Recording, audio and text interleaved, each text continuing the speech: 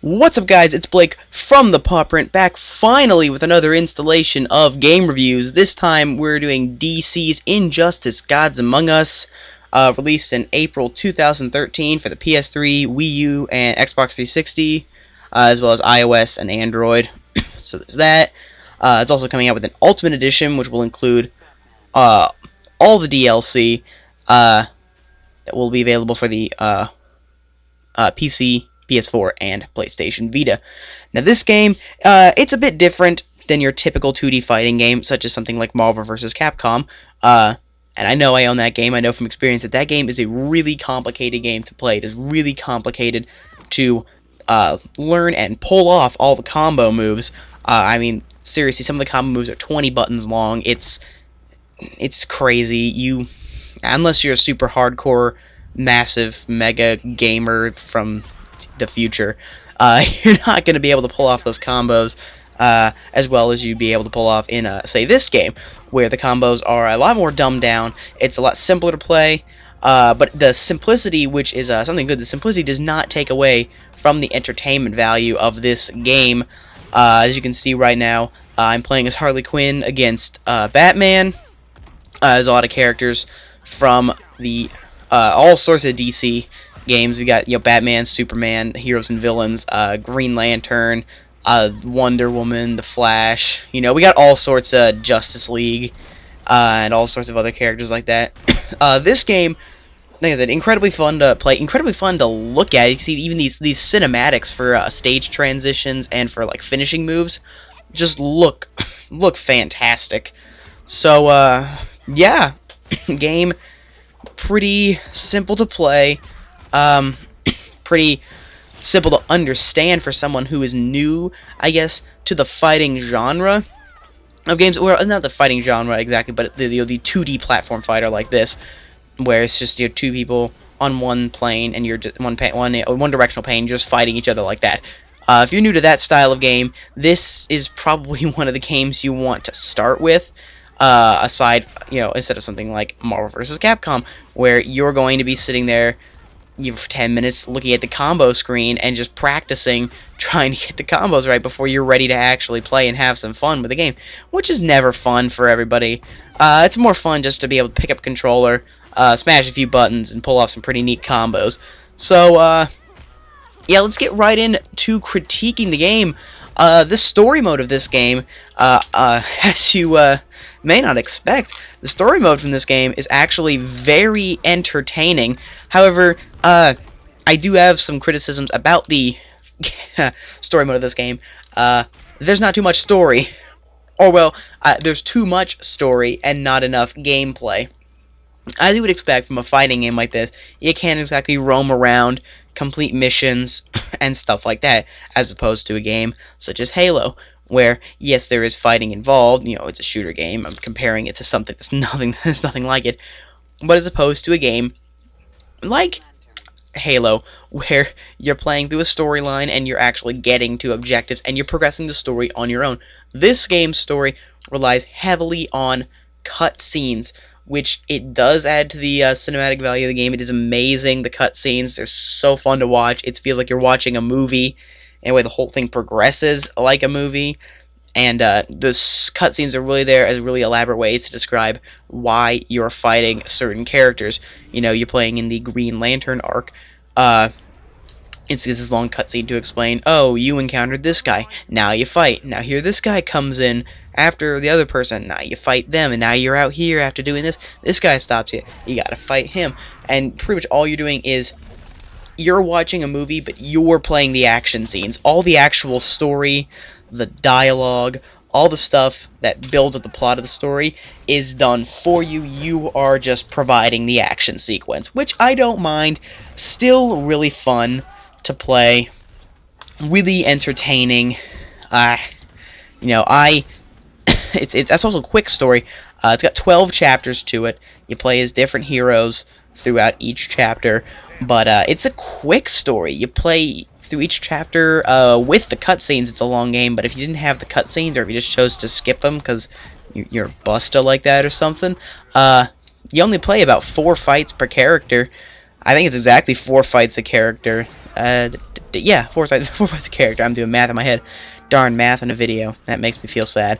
But yes, you're doing 4 fights. And it won't take you that long, but you want to enjoy the story. Story's the whole thing.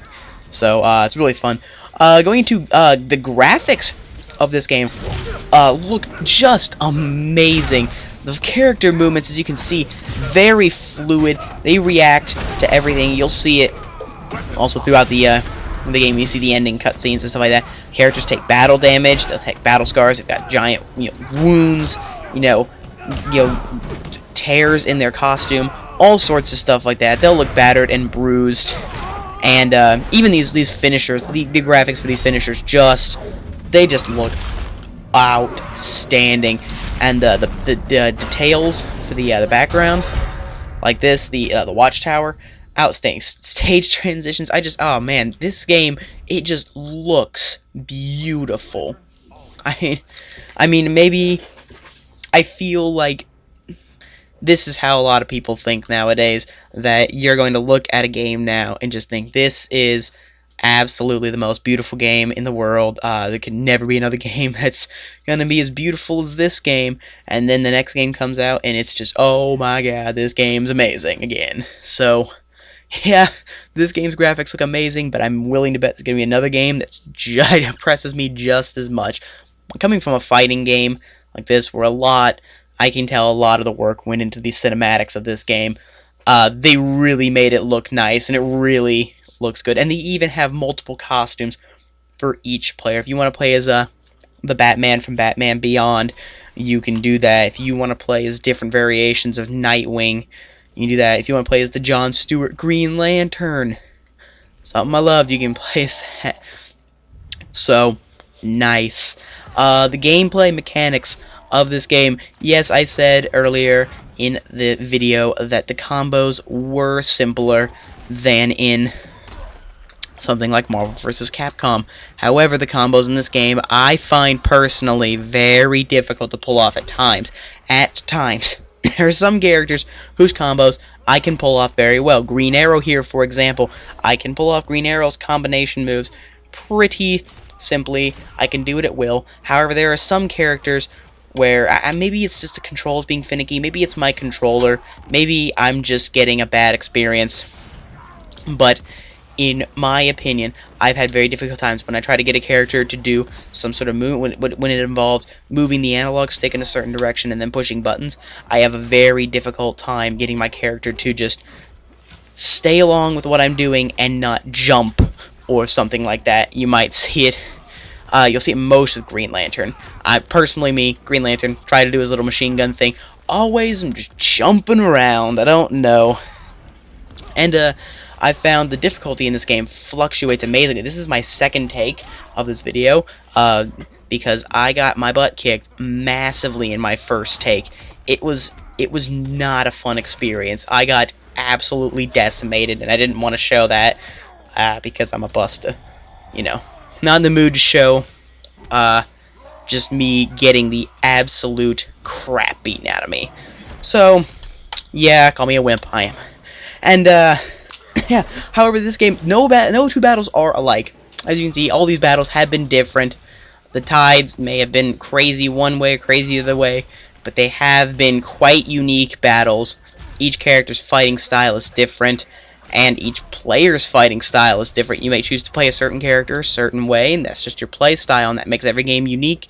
It makes it a fun experience to play with friends and all that, and that's what I want to get into right now, the lasting appeal of this game. Yes, the story is kind of a one-play only thing. You can try and play it as different difficulties and beat it, but think of the story as Super Smash Bros. Brawl, or just Super Smash Bros., the original Super Smash Bros., where the only story mode, quote, story mode, was just the one-player get all the way through it mode, which is the battle mode of this game.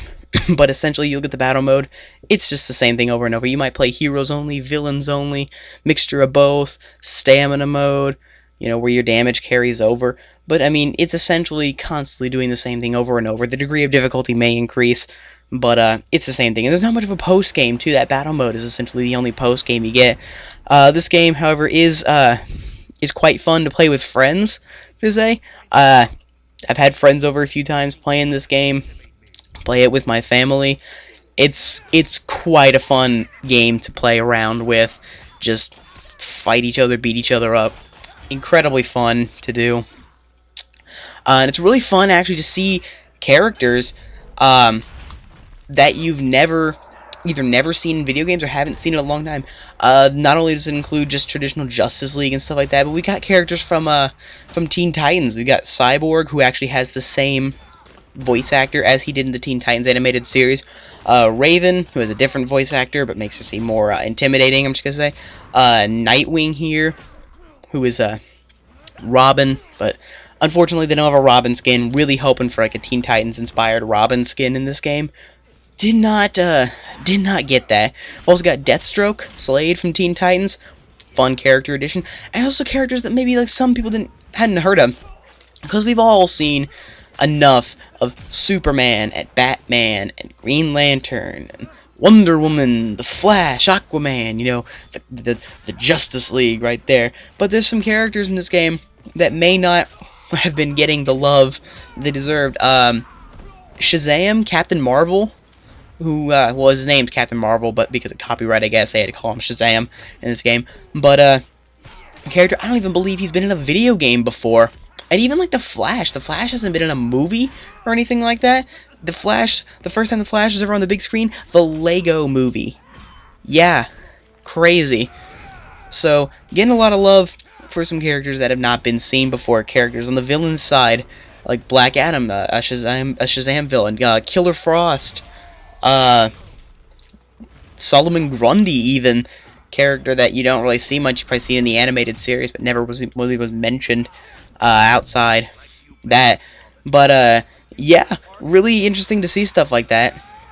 And so yeah, out of this, I'm just gonna give the game a respectable 7 out of 10. Pretty fun game. However, at times it can be frustrating to play. I know I lost to Superman a million times in battle mode, and it annoyed the crap out of me. So, yeah, fun game. Good to play once alone through story mode, but then play it with your friends. Really enjoyable experiments. I would recommend buying it. So that's my 2 cents on this game. I want to hear what you thought about the game. Had a different opinion than me, leave it in the comment section down below. I'll be sure to look at it and give you credit for it. As always, like and subscribe. Check out our channel here for all videos we've ever done, and check out tcproper.net to see all the stories we've ever written before, anything related to game reviews and stuff like this. And make sure to go to wilsonway.wix.com/The Wilson Way to see our new sports blog, The Wilson Way, written by Ryan Wilson. Very fun reads, very funny photos. And we'll see you next time on Game Reviews.